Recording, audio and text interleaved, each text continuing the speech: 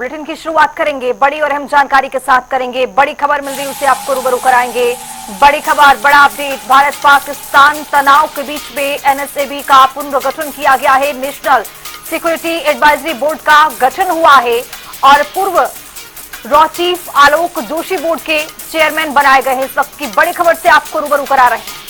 तो आपको बता दें कि नेशनल सिक्योरिटी एडवाइजरी बोर्ड में 7 सदस्य होंगे। तीनों सेनाओं के रिटायर्ड अफसर बोर्ड के सदस्य होंगे और पुलिस और विदेश सेवा के रिटायर्ड अफसर भी इसके सदस्य बनाए गए हैं। भारत पाकिस्तान तनाव के बीच एनएसबीए का पुनर्गठन किया गया है और नेशनल सिक्योरिटी एडवाइजरी बोर्ड के इस पुनर्गठन में पूर्व रॉ चीफ भी शामिल है। नेशनल सिक्योरिटी एडवाइजरी बोर्ड में 7 सदस्य होंगे। तीनों सेनाओं के रिटायर्ड अफसर भी इस बोर्ड के सदस्य होंगे। इस वक्त की ये बड़ी जानकारी। तो भारत पाकिस्तान तनाव के बीच में एनएसएबी का पुनर्गठन, नेशनल सिक्योरिटी एडवाइजरी बोर्ड का ये पुनर्गठन, ये बड़ा फैसला लिया गया है जिसमें पूर्व रॉ चीफ आलोक जोशी बोर्ड के चेयरमैन होंगे। इतना ही नहीं, नेशनल सिक्योरिटी एडवाइजरी बोर्ड में 7 सदस्य शामिल होंगे। तीनों सेनाओं के रिटायर्ड अफसर बोर्ड के सदस्य होंगे और इसका गठन इसलिए किया गया है ताकि पाकिस्तान को मुंहतोड़ जवाब दिया जा सके। और इसका गठन का मतलब ये भी है कि जिस तरह से पूरी तरह से आपको बता दें कि सेनाओं के हाथ में ये दिया गया है ताकि प्रधानमंत्री की ओर से इस पर फैसला लिया गया है ताकि जो सेना है वो पाकिस्तान के खिलाफ बैक टू बैक एक्शन ले सके। तो पुलिस और विदेश सेवा के रिटायर्ड अफसर भी इस के सदस्य होंगे और आपको बता दें कि तनावपूर्ण स्थिति के बीच ये पुनर्गठन किया गया है और ऐसे में नेशनल सिक्योरिटी एडवाइजरी बोर्ड के इस पुनर्गठन के बाद पूर्व रॉ चीफ आलोक जोशी इस बोर्ड के चेयरमैन होने जा रहे हैं। इसके साथ ही आपको बता दें कि इसमें 7 सदस्य होंगे जिसमें तीनों सेनाओं के रिटायर्ड अफसर बोर्ड के सदस्य होंगे और साथ ही साथ पुलिस और विदेश सेवा के रिटायर्ड अफसर भी इस बोर्ड के सदस्य बनाए गए हैं।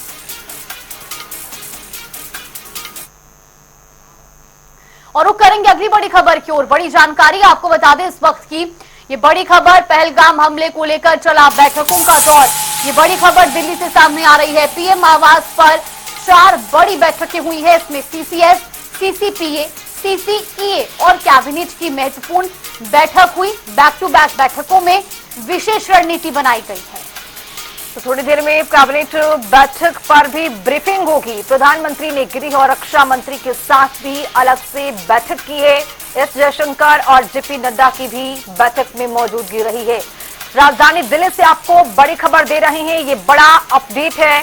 प्रधानमंत्री आवास पर 4 बड़ी बैठकें आज हुई हैं। सीसीएस, सीसीपीए, सीसीईए और कैबिनेट की बैठकें हुई हैं। बैक टू बैक बैठकों का दौर चला है। इस बैठक में विशेष रणनीति तैयार की गई है। अब से थोड़ी देर बाद कैबिनेट बैठक पर ब्रीफिंग भी होगी। प्रधानमंत्री ने गृह और रक्षा मंत्री के साथ भी अलग से बैठक की गई है। तमाम रणनीतियों पर चर्चा की गई है। और इसी खबर पर ज्यादा जानकारी के साथ हमारे सहयोगी स्पर्श शर्मा हमारे साथ जुड़ गए। स्पर्श, आज 4 महत्वपूर्ण बैठकें हुई हैं और क्या कुछ खास इन बैठकों में रहा? सुरक्षा के लिहाज से ये बैठकें काफी महत्वपूर्ण भी रही होंगी। देखिए, बिल्कुल 4 बैठकें तो हुई हैं, लेकिन उसके बाद में एक और बैठक हुई है। टोटल 5 बैठकें हो गई है जिसमें प्रधानमंत्री, रक्षा मंत्री और विदेश मंत्री ये जो है मौजूद रहे हैं। और जिस प्रकार से लगातार जो है पाकिस्तान के खिलाफ कई प्रकार के एक्शन जो है भारत की तरफ से पिछले दिनों लिए गए हैं। जो सीसीएस की बैठक हुई थी और उसके बाद में आज एक बार फिर से जब सीसीएस की बैठक हुई तो कई बड़े निर्णय जो लिए गए हैं उसके बारे में ऑफिशियल जानकारी 3:30 बजे जो प्रेस कॉन्फ्रेंस होगी उसमें जो है दी जाएगी कि किस प्रकार के जो एक्शन है वो आने वाले समय में देखने को मिलते हुए नजर आएंगे। इससे पहले हमने देखा कि किस तरीके से जो पाकिस्तान है उसकी तरफ से जो है भारत का एयर स्पेस है वो बंद कर दिया गया था जो भारत की विमानन कंपनियां उनके लिए। तो ऐसे में जो है भारत अब किस तरीके से अगले जो स्टेप है वो लेगा, उसको लेकर आज की ब्रीफिंग में जो है चर्चा या फिर कहे कि वो जानकारी जो है दी जाएगी। इसके साथ साथ जिस तरीके से हमने देखा कि कल दिन भर बैठकों का दौर देखने को मिलता हुआ नजर आया। प्रधानमंत्री थे, रक्षा मंत्री, सीडीएस, इसके अलावा अजीत डोवाल, ये तमाम जो है जो चेहरे हैं वो बैठक में रहे। तो सेना को फ्री हैंड देने का काम किया गया।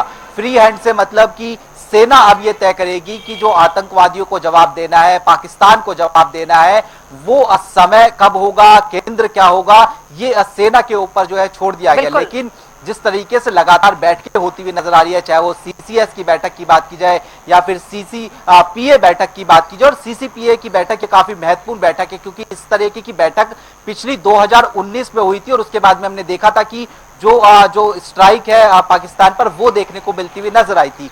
तो ये बैठकें चल रही है और अब जो फर्दर एक्शन है उसके बारे में जानकारी 3:30 बजे के आसपास जो है ऑफिशियल तौर पर दी जाएगी।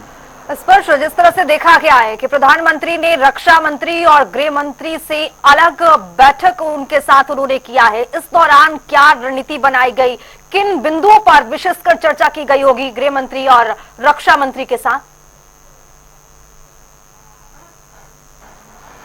देखिए, इस तरह की बैठक में अगर बात की जाए तो जो अब तक घटनाक्रम रहा है वो किस तरीके से अपडेट होता हुआ नजर आया है। मसलन कि हम जानते हैं कि कुछ नई वीडियोस निकलकर सामने आ रही है, उस वीडियोस पर एनआईए किस तरीके से काम कर रहा है, क्योंकि घाटी की बात करें तो लगातार जो सर्च ऑपरेशन है वो चलता नजर आ रहा है। पिछले दिनों हमने देखा कि जो घाटी से जुड़े हुए आतंकवादी थे उनके घरों को नेस्तनाबूद करने का काम किया गया था। तो जो डेवलपमेंट किस तरीके से आगे बढ़ रही है, सर्च ऑपरेशन कहां तक पहुंचा है, एनआईए की जांच कहां तक जो है इस मामले पर पहुंचती हुई नजर आई है, आतंकवादियों का कितना सुराग मिल पाया है, नहीं मिल पाया है, और फर्दर कोर्स ऑफ एक्शन किस तरीके से जो है इस पूरे मसले पर रहेगा। क्योंकि हमने देखा कि इस बीच जो राष्ट्रीय सुरक्षा जो सलाहकार बोर्ड है उसका भी गठन जो है वो भारत की तरफ से किया गया है। पूर्व जो रॉक के चीफ है उनको जो है इसका अध्यक्ष बनाया गया। तो चरणबद्ध तरीके से भारत इस पूरे मसले पर अब आगे बढ़ता हुआ जो है नजर आ रहा है और कहीं ना कहीं जो है किस तरीके के एक्शन, चाहे वो आर्मी एक्शन की बात की जाए या फिर डिप्लोमेटिक स्तर पर एक्शन की बात की जाए,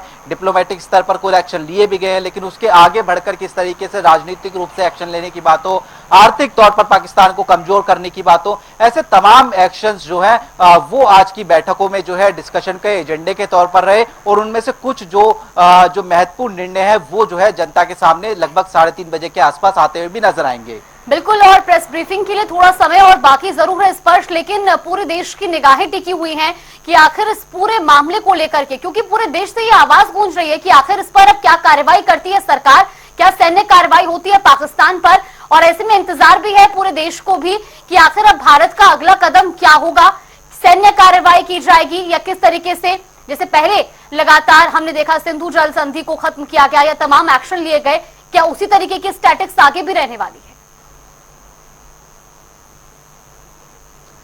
देखिए, जो भी सैन्य कार्रवाई होगी उसको लेकर चीजें बेहद गोपनीय रहेगी। वो अचानक होगी, कब होगी, कैसे होगी, वो किसी को नहीं पता रहेगा। हालांकि हम देख रहे हैं कि जब लगातार दिल्ली में बैठकों का दौर चल रहा है देश की राजधानी में, चाहे वो प्रधानमंत्री की लगातार बैठकें हो, सीसीए की बैठकें हो या फिर अन्य बैठकें हो, उसके बाद में पाकिस्तान में एक डर का माहौल जरूर है। वहाँ के कई जो मंत्री हैं उनके इस तरीके के बयान आए कि अगले 48 घंटे में कोई बड़ा घटनाक्रम देखने को मिलता हुआ नजर आ सकता है, पाकिस्तान जो है पर किसी तरीके का भारत जो है अटैक करता हुआ नजर आ सकता है। यानी डर का माहौल सीमा के उस पार लगातार देखने को मिलता हुआ नजर आ रहा है। लेकिन जिस तरीके से प्रधानमंत्री की बैठक रही थी जिसमें रक्षा मंत्री थे, तीनों सेनाओं के प्रमुख थे, उन्होंने चीजें बहुत स्पष्ट की। उन्होंने कहा कि हमारी सेना पूरी तरीके से बदला लेने में सक्षम है, सेना को फ्री हैंड देने का काम किया है, समय जगह जो है सेना तय करेगी किस तरीके से एक्शन लेना है। तो ये जो एक्शन होते हैं बेहद गोपनीय एक्शन होते हैं, इनके बारे में जानकारी जब ये हो जाएंगे तभी निकलकर सामने है। लेकिन इस बीच जिस तरीके से दूसरे कदम उठाए जा सकते हैं, मसलन डिप्लोमेटिक कदम जो होते हैं जिसमें आर्थिक तौर पर कमजोर करने की बात होती है, राजनीतिक तौर पर कमजोर करने की बात होती है, और हमने देखा कि पानी रोकने का काम भी सिंधु जल ट्रीटी रद्द करने के बाद भारत की तरफ से किया जा रहा है। तो ये कदम किस तरीके से और आगे बढ़ते हुए नजर आए ताकि पाकिस्तान को जो है आइसोलेट करने का काम होता नजर आए, ये तमाम चीजें जो है वो बैठकों में डिस्कशन के एजेंडे के तौर पर रहती है और वो कहीं ना कहीं जो है जब ब्रीफिंग होगी 3:30 बजे वो दिखाई भी देगा। स्पर्श, जिस तरह से आज सीसीएस की बैठक हुई और प्रधानमंत्री की ओर से ये कहा गया है इसमें कि तीनों सेनाओं को ही यहाँ पर फ्री हैंड छोड़ दिया गया है ताकि वो जिस तरह से सक्षम है और वो कार्यवाही करे, जब उनको समझ में आए कि कार्यवाही का मौका ये सही है तभी ये कार्यवाही हो। इस तरह का अमूमन बहुत कम देखा जाता है। प्रधानमंत्री से पहले कभी इस तरह का फैसला लेते हुए नजर नहीं आए थे, लेकिन इस बैठक में इस तरह के ये खबरें निकल करके सामने आ रही है किस तरह से प्रधानमंत्री ने फ्री हैंड दे दिया है। इसको लेकर क्या देखा जा रहा है? देखिए, भारतीय सेना सक्षम है, इसका जो मुजाहरा है हमने पहले भी देखा कि किस तरीके से उरी हमला हो या फिर पुलवामा हमला हो, उसके बाद में जो सर्जिकल स्ट्राइक हुई थी पाकिस्तान के ऊपर, वो पूरी दुनिया ने देखी कि किस तरीके से भारत के ऊपर कोई आंख दिखाने की कोशिश करता है, तो उसको एक कड़ा जवाब जो है भारत पूरी तरीके से देने में सक्षम है। और इस बीच जिस तरीके से इस बार आतंकी हमला हुआ, वहां पर सेना के जवानों को नहीं बल्कि जो आम सिविलियंस हैं, पर्यटक हैं, उनको जो है निशाना बनाया गया। तो ये देश को बांटने की भी साजिश थी कहीं ना कहीं, और उसके साथ साथ जो कड़ा हमला अब जो भारत की तरफ से देखने को मिलता हुआ नजर आएगा, इसलिए प्रधानमंत्री की तरफ से जो सख्त दिशा निर्देश थे वो दिए गए कि सेना को हम खुली छूट दे रहे हैं कि किस तरीके का एक्शन जो है सेना की तरफ से जो है पाकिस्तान के खिलाफ, आतंकियों के खिलाफ, आतंकियों के आका के खिलाफ जो है आने वाले समय भी लिया जाएगा। भारतीय सेना पूरी तरीके से सक्षम है, लेकिन समय क्या होगा, स्थान क्या होगा, किस तरीके से टारगेट किया जाएगा, इसको लेकर सेना जो है अपनी रणनीति बनाती हुई जो है नजर आएगी। और वो जब होगा तो एक बड़ा एक्शन जो कहीं ना कहीं वो आतंकवाद के खिलाफ होगा, आतंकवादियों के आका के खिलाफ देखने को मिलता नजर आएगा। बिल्कुल स्पष्ट। चलिए, फिलहाल के लिए बहुत बहुत धन्यवाद आपका हमारे साथ जुड़ने के लिए और तमाम जानकारी हम तक पहुंचाने के लिए। तो आज 4 महत्वपूर्ण बैठकें हुई और उसके बाद प्रधानमंत्री नरेंद्र मोदी ने रक्षा मंत्री और गृह मंत्री के साथ भी अलग से बैठक की है। लिहाजा अब से कुछ ही देर बाद एक प्रेस कॉन्फ्रेंस भी होनी है जिसमें ब्रीफिंग दी जाएगी। आज की कैबिनेट बैठक में क्या कुछ खास रहा उसको लेकर ब्रीफिंग होनी है। लेकिन कुल मिलाकर की बात की जाए तो अब भारतीय सरकार पूरे मामले को लेकर के गंभीर है। लगातार हम देख रहे हैं कि आतंकी हमले के बाद से ही लगातार एक्शन भी लिया जा रहा है और ऐसे में आज 4 महत्वपूर्ण बैठकें भी हुई हैं और इन बैठकों का अब क्या कुछ आगे निष्कर्ष होगा ये आने वाला समय तक